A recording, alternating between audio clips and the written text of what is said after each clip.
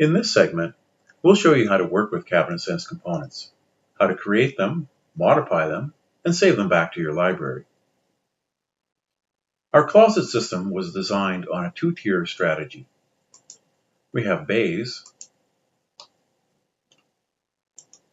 and inside the bays, we want to place our subcomponents, shoe racks, clothes racks, etc. Let's take a look at this component a little bit closer. Looking at the component options, it's a container component with various amounts of information. But if we look one level deeper, we'll edit the container itself and click on it. We're at the actual cabinet that has been wrapped by the container. And here are all the parts like every other normal CabinetSense cabinet. If we drill one level deeper, we're now at the parts inside the cabinet.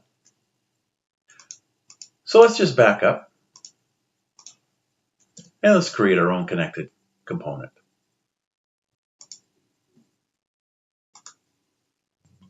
For this example, I'm just going to take a normal CabinetSense cabinet.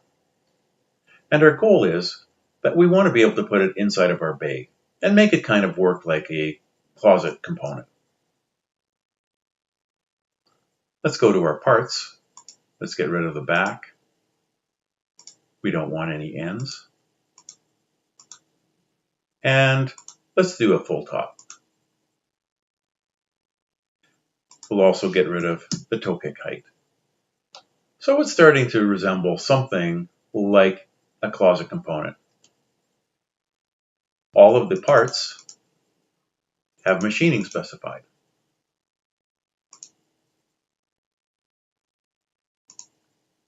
Right mouse clicking on the cabinet,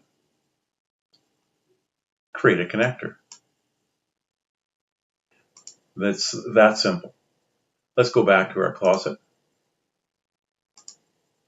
bring out a bay, edit it, and we're going to put that connected component inside the bay.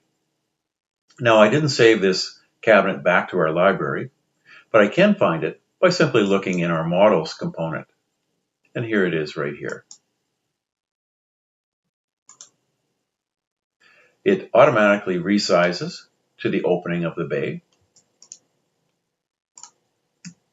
If I resize the bay, it resizes like any normal internal component, like a drawer or a door.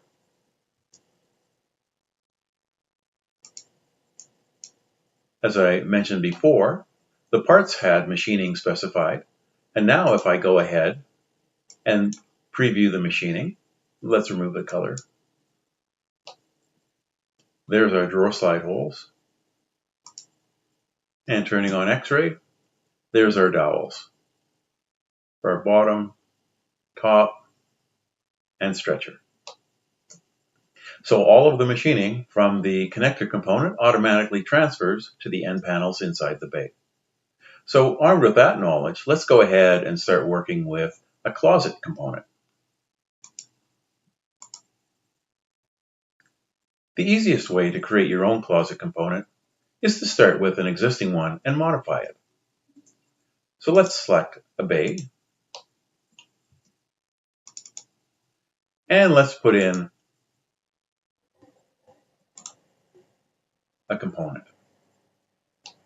And my goal here is to change this into a component that has a clothes rack on top and baskets on the bottom.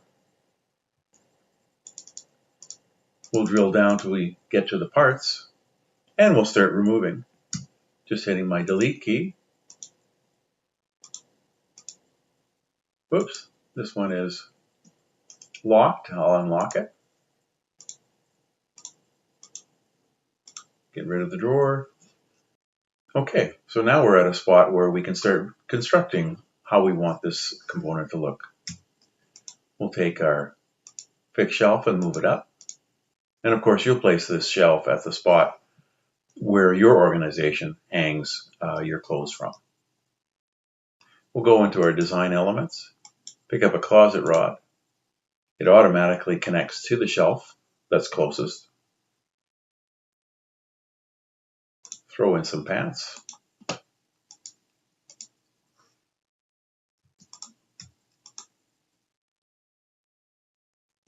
Control key to duplicate our basket and drop it onto the shelf. Okay, if this is what we want to use, we can save it back to our library with a couple of easy steps. We'll go to the cabinet, which is one drawer, one door, and let's rename it. And to do that, let's go to the Entity Information dialog. We'll just pin it, and we'll change the definition name. We'll call it 3B, 1R for 3 baskets and 1 rack. We'll back out one more level, and our connector was also called the same thing. So let's change our name there as well. We're now ready to save it back to our library.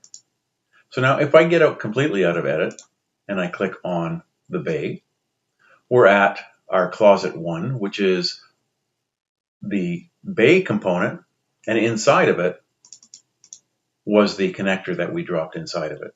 This is the connector that we want to save back to our library. Right mouse click, Save As, navigate to your library, and I'm going to change the name to 3B1R. And the reason why I'm doing all 3 steps is this is the name that the file system will know the component as. So if you go searching your file system, this is the name you'll see. The entity information, 3B1R, is what you see as the name inside of your component browser. So keeping them in sync really makes it easy to find things later on. Okay, we've saved it. Let's go back to our closets, and here is our 3B1R connector. Let's give it a quick test. This time let's drag out 2 bays.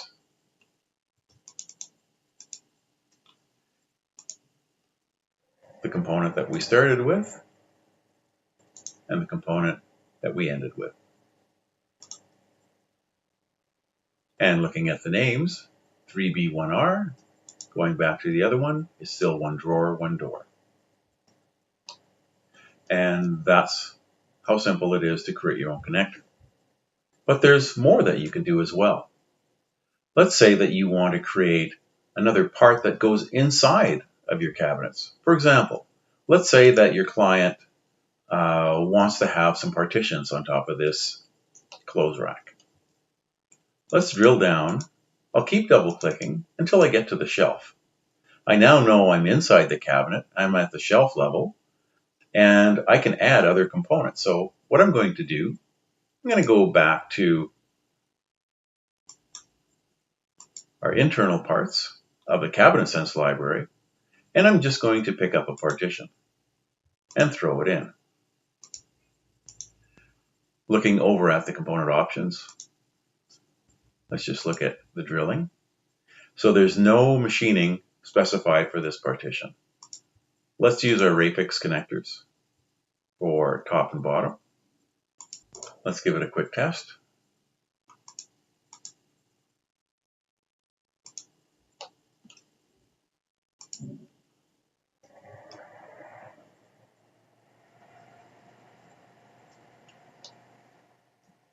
And there's our Rayfix connectors.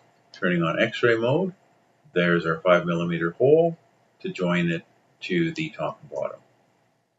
If we wanted to create a component simply of this partition with the machining, drilling down to the partition, we'll do the same steps as we did with our connector. We'll name, let's call this a fixed partition, or FP. I'll right mouse click, Save As. Yes, go ahead. You can use that scale. And we'll put it in our design elements. And again, we'll call it FP and save it. Going back to closets, Looking at our design elements, there's our fixed partition. And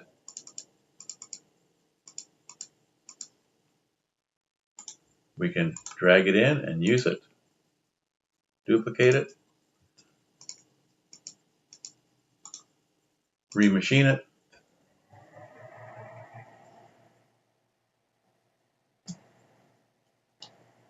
and all the machining follows. That's as much as you need to know to get going and creating your own components. Thank you for watching.